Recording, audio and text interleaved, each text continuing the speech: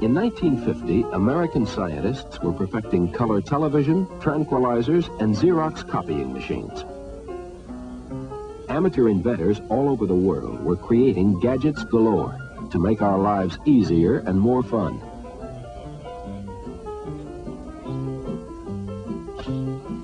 There was the radio-controlled golf caddy.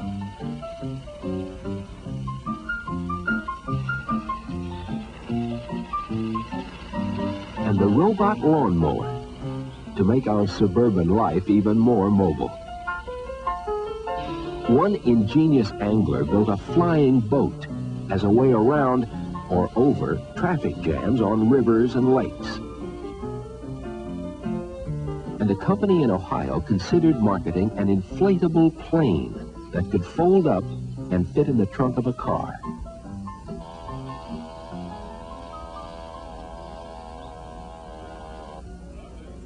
There were many advances in flying in the early 50s, like the world's largest jet helicopter, built by Howard Hughes,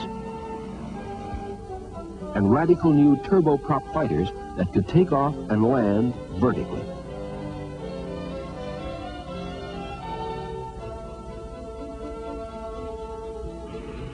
By mid-decade, Boeing was testing our first jetliner, the 707. And our new intercontinental B-52s were in fail-safe positions all over the world. In 1957, Major John Glenn flew a Navy Crusader coast to coast in 3 hours and 23 minutes, reaching speeds of better than 1,000 miles an hour.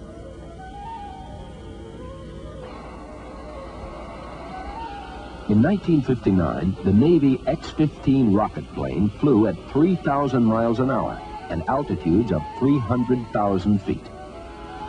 The X-15 was designed to carry our first astronauts into space, and at the end of the decade, test pilots were practicing moon landings on the desert.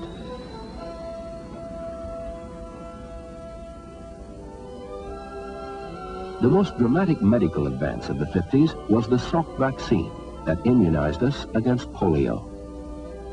When a bill was presented for Congress to provide free Salk vaccine to all children, Mrs. Ovita Culp Hobby, Ike's Secretary of Health, was horrified. She called the plan socialized medicine through the back door.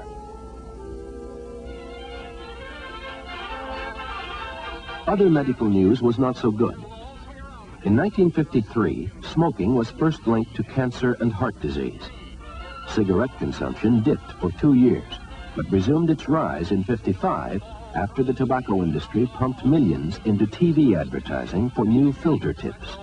Promenade straight down the pike. It's time right now for a lucky strike.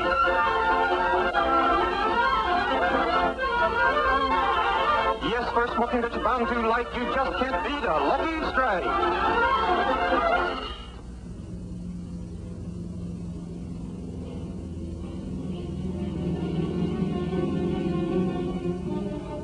The first hydrogen bomb explosion in 1952 opened a new era of deathmanship.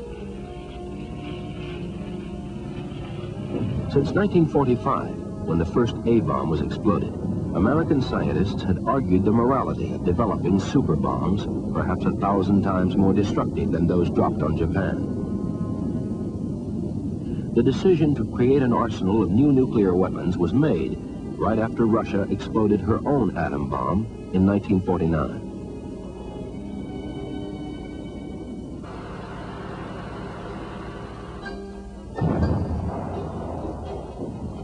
High on the Pentagon shopping list was the atomic cannon, an awesome piece of hardware that was semi-retired when ground-to-ground missiles became operational at the end of the decade.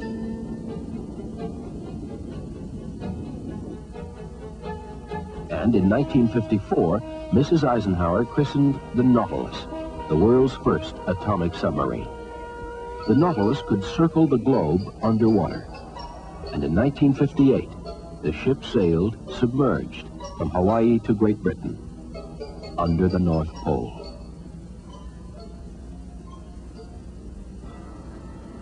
Not all atomic research of the 50s was military. Since Hiroshima, scientists were experimenting with nuclear energy as an alternative to oil, gas, and coal. In 1957, an atomic power plant, the pilot model for 3 Mile Island, was proudly unveiled to the public.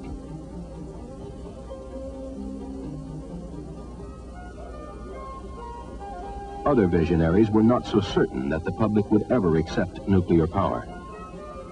Fearful of another oil cutoff after Iran's refineries were nationalized in '51, scientists began to experiment with solar batteries.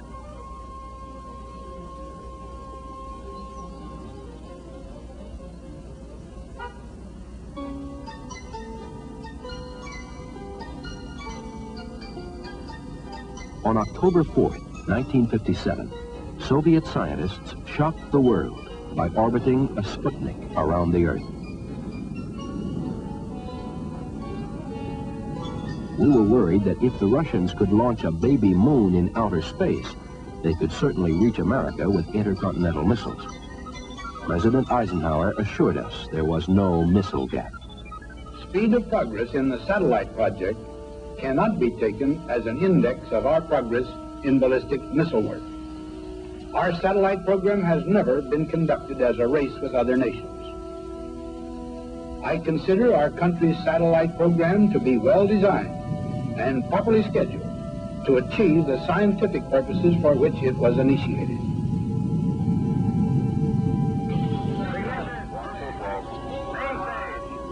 In 1958, America finally launched a 30-pound satellite into orbit.